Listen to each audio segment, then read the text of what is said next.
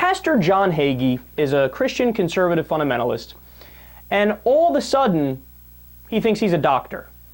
In fact, he has a cure for cancer and heart disease that he'd love to share with us. This ought to be good. Let's listen. The message today is the biblical principles of conquering sickness and disease. Jesus gave this command to the church: fear not, fear not, fear not your disease. I am the great physician. With men, this is impossible, but with God, nothing is impossible. Your mental state of mind is very critical to conquering any disease. The Bible says, as a man thinketh, so is he. If you think you're whipped, you are. If you think you can't, you won't. If you think you can, you will. I've walked into hospitals hundreds of times and seen doctors in the hospital room tell a patient, you have cancer, you have heart disease, you have some dreaded disease, and your surviving is not very likely. And that patient instantly turns pale. They start weeping, start writing out their last will and testament and telling friends and family goodbye. Stop it.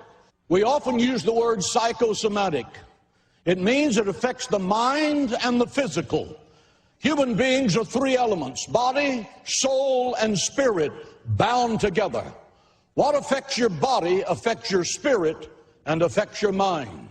When you read the Word of God, it is a spiritual force that goes into your whole body, and I'm going to talk more about this in just a moment. This is the greatest source of life-giving power you can get your hand on. Listen closely. The point is that people who have the image of themselves as being in poor health, who are constantly talking about their poor health, who are constantly evaluating every beat of their heart and every spot on their tongue, these are the people who are not going to live. That's not just dumb. That's actually dangerous.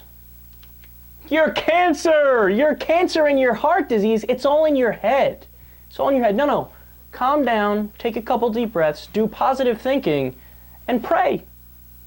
Hey, God's the one that can change all this. He can change your fate. It's up to you and your faith in God.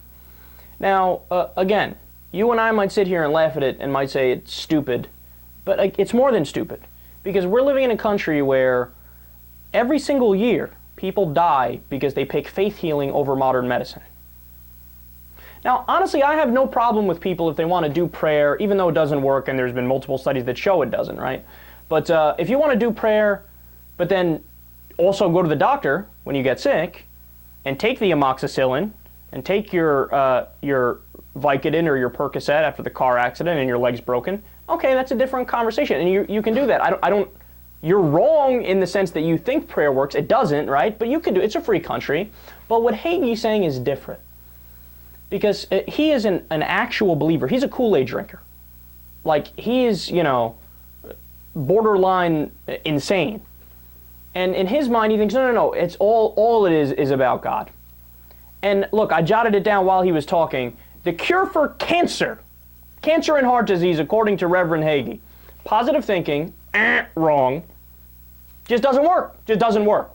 Look, my dad even told me a personal story about this, that he had gotten a wisdom tooth pulled one time, and he's always been against taking anything, even Tylenol. He just doesn't like it, right? And he said, I'm not going to fill my prescription of whatever it was, the most powerful Motrin, or might have even been, in some sort of opiate or opioid. He's like, no, I'll tough it out, right? He said he was crippled over in pain when the Novocaine wore off. He was walking around at his job. He crippled over in pain, couldn't move, almost cried, right? No such thing as mind over matter. Simply doesn't exist. And then the other solution, read the Bible. If you fill in the blank with any other holy book, everybody in America laughs at you. But if you say the Bible, all of a sudden anywhere from 20 to 40% say, oh, okay. Imagine, well, obviously the cure to cancer, read the Bhagavad Gita. Duh. People would,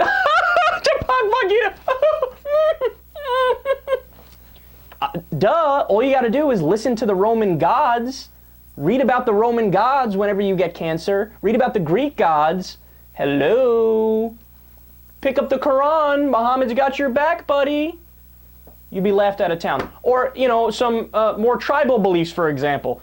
Well, hello. All you got to do is dance around the fire at night while singing songs and sprinkling goat blood. Hello, and take some peyote, call it a day. Actually, peyote might work better than everything else. But that doesn't work. And then, one of the best of all, at the very end, he's like, just shut the fuck up about it and then you'll get better. The people who talk about their sickness are the ones who feel the pain the most. Hello? Right. Look, man, it varies person to person.